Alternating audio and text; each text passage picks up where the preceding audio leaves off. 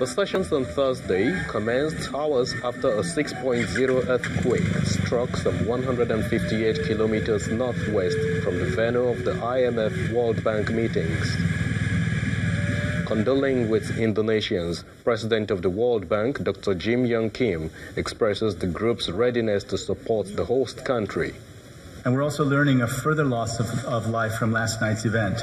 We're working closely with the government, and we've offered our immediate and strong support at the government's request, should it be required. That comment leads to the World Bank's concerns on climate change and the launch of its Human Capital Index, where Nigeria ranks 152 out of 157 countries.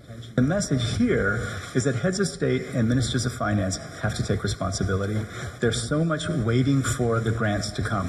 We'll wait, and the activists will help us, and they'll tell the donors, we need more money, we need more money.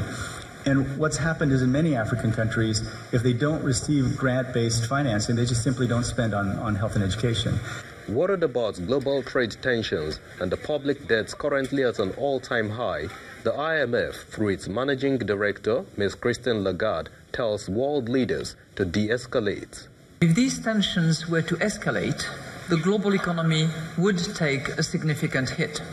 On her advice to Nigeria's new finance minister, Ms. Lagarde narrows down on domestic revenue mobilization. Domestic revenue mobilization is 5% of GDP in Nigeria, and that is just way too low relative to where Nigeria should be in order to address the issues of health, education, proper social spending on the people, and particularly the young people of Nigeria.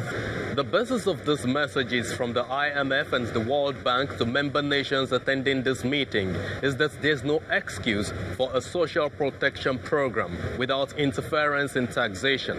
A major takeaway for delegates attending this meeting here in Bali, Indonesia. Temple Ashaju, Channels Television News.